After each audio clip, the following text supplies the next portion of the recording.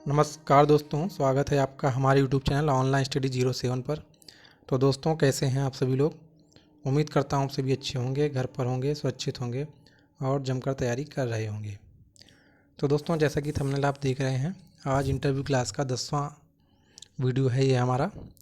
और आज हम बायोलॉजी से पूछे जाने वाले वो सभी प्रश्न देखेंगे जिनके आने की प्रबल संभावना है। तो वीडियो हम शुरू करते हैं, और वीडियो शुरू करने से पहले जो भी लोग नए हैं वो चैनल को सब्सक्राइब कर दें और बेल आइकन जरूर दबा दें, ताकि जब भी कोई नई वीडियो आती है तो आप तक पहले पहुंचे, आप तक नोटिफिकेशन उसका पहुंच जाए। तो चलिए अब हम वीडियो शुरू करते हैं। और वीडियो शुरू करने से पहले टेलीग्राम चैनल को जरूर ज्वाइन करें। वहाँ पर फ्री में PDF, वन लाइनर और जो भी नई नोटिस जिसका वीडियो हम नहीं बनाते हैं वो सारा कुछ आपको टेलीग्राम चैनल पर ही मिलता है। तो चलिए अब हम वीडियो शुरू करते हैं। तो दोस्तों, जो आज का वीडियो है इसमें हम कोशिश करेंगे उन क्वेश्चन को पहले करने की जिनके पूछे जाने की संभावना ज़्यादा रहेगी। तो चलिए हम देखते हैं। पहले तो आपको याद रखना होगा, जो हम लोग शक्कर यूज करते हैं उसको हम कहते हैं सुक्रोज। जो अनाज होते हैं उनमें जो शक्कर होती है उसको हम बोलते हैं माल्टोज। जो दूध में शक्कर पाई जाती है उसको हम कहते हैं लैक्टोज। ये बेसिक चीज़ें हैं, याद रखिएगा। अब जो संभावना है पूछे जाने की वो है, मेरे ख्याल से विटामिन से क्वेश्चन अगर बायो में पूछा जाएगा तो ज़रूर पूछा जाना चाहिए। तो देखिए, जो विटामिन है इसकी खोज की थी हॉपकिंस ने। हो सकता है आपको हैंडराइटिंग ना समझ में आए, तो जो मैं बोलता हूँ उसको ज़रूर ध्यान से देखिएगा। खोज की थी हॉपकिंस ने, तथा नाम जो दिया था वो दिया था फंक ने। ठीक।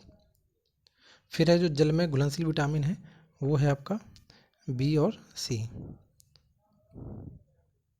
बी और सी हैं जल में घुलनशील विटामिन। फिर A, D, E और K ये आपके हैं वसा में घुलनशील विटामिन। ये भी आप याद रखिएगा। जब भी हम भोजन को गर्म करेंगे तो विटामिन नष्ट हो जाते हैं। आपसे क्वेश्चन पूछ सकता है, भोजन को गर्म करते हैं तो विटामिन रहते हैं या नष्ट हो जाते हैं। तो विटामिन नष्ट हो जाते हैं। ठीक। फिर आपको याद रखना है विटामिनों के नाम। अब मैं एक एक करके बोलूँगा, आप ध्यान से सुनिएगा। जो विटामिन ए है उसको हम बोलते हैं रेटिनॉल। इसको संक्रमण रोधी विटामिन भी कहते हैं। इसका जो संचय होता है यह लीवर में होता है। ठीक। बाकी इससे रतौंधी हो जाती है रोग, ये भी ध्यान रखना है। फिर एक आ जाता है B1, इसको बोलते हैं थायमीन। इतना ही आपको याद रखना है केवल। फिर B2, इसको बोलते हैं राइबोफ्लेविन। फिर आ जाए B3, इसको बोलते हैं नियासिन। फिर B5, फिर आ जाइए B5, इसको बोलते हैं पेंटाथोनिक एसिड। फिर B6, इसको बोलते हैं पायरिडॉक्सिन एसिड। फिर B7 या B11 आ जाए तो इसको बोलते हैं बायोटीन। अच्छा, जो मैं क्वेश्चन ये आपको करा रहा हूँ ये अन्य भी कोई एग्ज़ाम होगा उसमें भी आपको बहुत मदद करेगा। फिर जो B9 है इसको हम बोलते हैं फोलिक एसिड। B12 जो है इसको हम बोलते हैं साइनोकोबालेमिन। ठीक। इसमें कोबाल्ट धातु पाई जाती है और यह हमारी बड़ी आंत में ई कोलाई जीवाणु द्वारा बनता है, अर्थात इसका संचय जो होता है वो यकृत में होता है। यही एक अपवाद है। यह वैसे तो जैसे विटामिन बी और सी आपका जल में घुलनशील है तो डेली आपको लेने की जरूरत पड़ती है, लेकिन जो B12 है यह आपकी संचित रहती है, इसका संचय यकृत में होता है। ये एक अपवाद है, इसको भी आपको ध्यान रखना है। केवल B12 जो विटामिन है वो जल में घुलनशील नहीं होती है। फिर आपका आ जाता है विटामिन सी, जिसको बोलते हैं एस्कॉर्बिक एसिड। ये खट्टे फ्लो में पाया जाता है और इसकी कमी से स्कर्वी रोग हो जाता है। ठीक, इतना भी आपको याद रखना है। लेकिन ऊँटनी के दूध में विटामिन सी पाया जाता है, जबकि अन्य जो दूध के उत्पाद हैं या अंडा है इनमें विटामिन सी नहीं पाया जाता है। केवल ऊँटनी के दूध में विटामिन सी पाया जाता है। विटामिन डी, इसको कैल्सीफेरोल कहते हैं। इसको हम सनशाइन विटामिन भी कहते हैं क्योंकि ये हमें सूर्य से ही मिलता है। इसका कोई पादप स्रोत नहीं है। ठीक है, इसकी कमी से रिकेट्स रोग हो जाता है जिसको सूखा रोग भी बोलते हैं। फिर विटामिन ई याद रखिएगा, इसको बोलते हैं टोकोफेरोल। इसको सुंदरता का विटामिन भी कहते हैं। इसको वृद्धिरोधी विटामिन भी कहते हैं। और विटामिन ई की कमी से नपुंसकता, बालों को झड़ने से रोकता है। फिर एक लास्ट में है विटामिन के, इसको हम बोलते हैं नेफ्थोक्विनोन।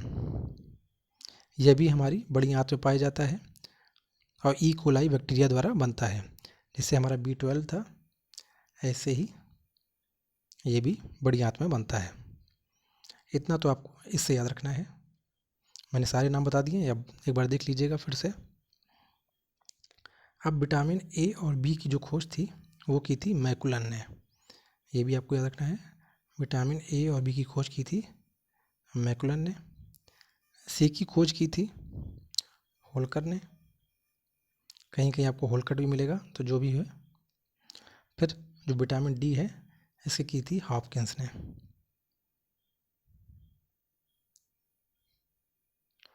विटामिन के की डैम और डोएजी ने की थी। इतने आपको याद रखने हैं। अब क्वेश्चन आ जाएगा, प्रोटीन शब्द का प्रयोग किसने किया था? तो बर्जीलियस ने। मनुष्य में कितनी हड्डियां होती हैं? 206। नवजात शिशु में 300।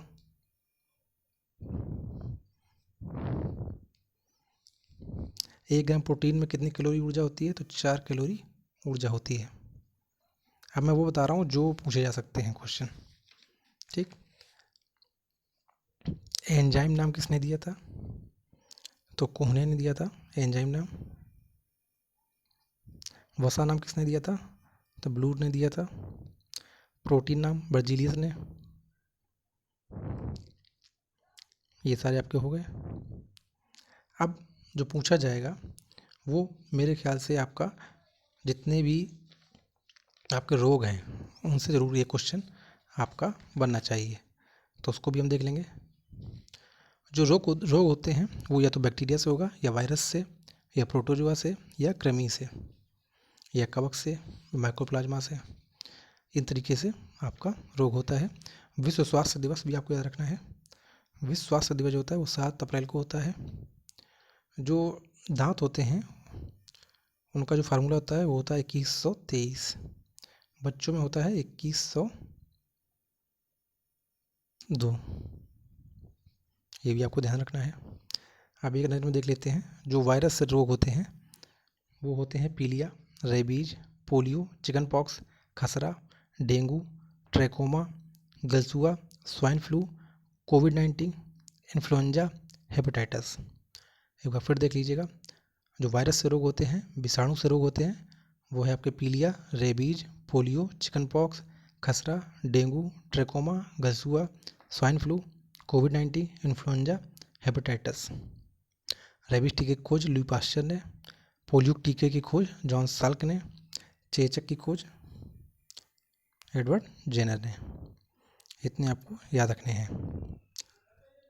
Bird flu H5N1। डेंगू जो है इस समय चल भी रहा है, तो इसको जो मच्छर काटता है वो है मादा एडिज एजिप्टाई मच्छर। इसे टाइगर मच्छर भी कहते हैं। ठीक,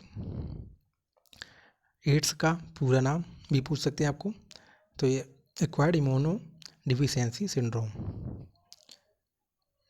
ये भी ध्यान रखना आपको है। पोलियो का टीका जो है वो जॉन साल्क ने बनाया था, और पोलियो ड्रॉप सोविन रे ने।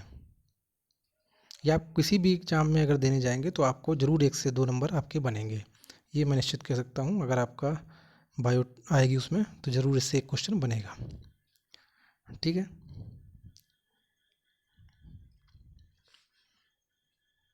फिर देख लेते हैं बैक्टीरिया से होने वाले रोग। क्षय, हैजा रोग, क्षय रोग, टाइफाइड रोग, कुष्ठ रोग, टिटनेस रोग। क्षय को ही हम टीबी भी कहते हैं, तपेदिक भी कहते हैं, ये भी आपको ध्यान रखना है। इसकी खोज की थी रॉबर्ट कॉच ने। केवल ध्यान से सुनिएगा, मैं लिख नहीं रहा हूँ। और टीबी की जो जांच होती है वो मोन्टेक्स परीक्षण होता है, ये भी आपको ध्यान रखना है। इसमें जो इलाज होता है वो डॉट्स से होता है, DOTS, इसको बोलते हैं direct observation treatment short course. हैजा भी आपका बैक्टीरिया से ही है। कुष्ठ रोग को लेप्रोसी भी बोलते हैं। और इसकी जो खोज की थी, WHO द्वारा जो उपचार होता है वो MDT, इसका प्रचार होता है। टेटनस जो रोग है उसको हम धनुस्तंभ, धनुष्टंकार या लॉकजा रोग भी कहते हैं। जो आपका रेबीज है उसको हम हाइड्रोफोबिया रोग भी कहते हैं। टाइफाइड जो होता है उसको जब प्रशिक्षण करते हैं, पता लगाते हैं, तो उसके लिए हमें विडाल टेस्ट करना पड़ता है। अब बात कर लेते हैं प्रोटोजोआ से जनित रोग। मलेरिया, अभिमाता, निंद्रा रोग, काला आजार रोग, ये सभी होते हैं आपके प्रोटोजोआ से। मलेरिया, अभिमाता, निंद्रा रोग, काला आजार। मलेरिया का जो मच्छर होता है उसको बोलते हैं मादा एनोफिलीज मच्छर। एक बात ध्यान रखिएगा, जितने भी मच्छर से रोग होंगे वो सभी मादा मच्छर ही होगा, ध्यान रखिएगा।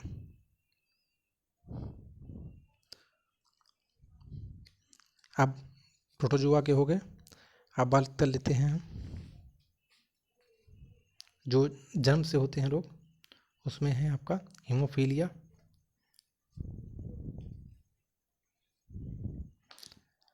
जो अनुवांशिकी रोग होते हैं उसको बोलते हैं हीमोफीलिया, वर्णांधता। कवक से जो रोग होते हैं वो होते हैं खाज, दाद, एथलीट फुट, मधुरा फुट, गंजापन, ये सभी होते हैं कवक से। कैडमियम की जब अधिकता हो जाती है तो इटाइटाई रोग हो जाता है। पारा की अधिकता जब हो जाती है तो मिनी माता रोग हो जाता है। नाइट्रेट की जब अधिकता हो जाती है तो ब्लू बेबी सिंड्रोम रोग हो जाता है। आर्सेनिक की जब अधिकता हो जाती है तो ब्लैक फुट रोग हो जाता है। जब लोहे की अधिकता हो जाती है तो एनीमिया रोग हो जाता है। जब कॉपर की अधिकता हो जाती है तो चेलकोसिस रोग हो जाता है। जब फ्लोराइड की अधिकता हो जाएगी तो आपको दंत क्षरण रोग हो जाएगा या फ्लोरोसिस रोग हो जाता है। निकिल की अधिकता से फेफड़ों का कैंसर हो जाता है। तो ये हमारे थे जो रोग, और मुझे लगता है कि इनसे क्वेश्चन आपका बनना चाहिए। पीयूष ग्रंथि, पिट्यूटरी ग्रंथि, ये भी पढ़ लीजिएगा। और बाकी आप लोग अगर कमेंट करेंगे तो उसका एक वीडियो और बना दिया जाएगा, क्योंकि सिलेबस काफ़ी सारा है और काफ़ी सारा पढ़ने के चक्कर में आपको कंफ्यूज नहीं करना है। बाकी बेसिक आप जितना भी पढ़ सकते हैं खुद से पढ़ लीजिएगा। और एक जो सलाह मेरी है कि ज़्यादा टेंशन मत लीजिएगा, बिल्कुल रिलैक्स होकर पढ़िएगा और बेसिक सारा कुछ पढ़ डालिएगा। ज़्यादा डीप मत जाइएगा किसी भी सब्जेक्ट के, और सब विषय से, जितने भी विषय हैं सबसे आप जो भी मेन चीज़ है उसको पढ़ लीजिएगा। बाकी अगर आपको और भी कोई विषय की वीडियो चाहिए तो हमें कमेंट जरूर करें, या इसकी एक और वीडियो चाहिए तो कमेंट करें। बाकी पढ़ते रहिए, तैयारी करते रहिए। धन्यवाद।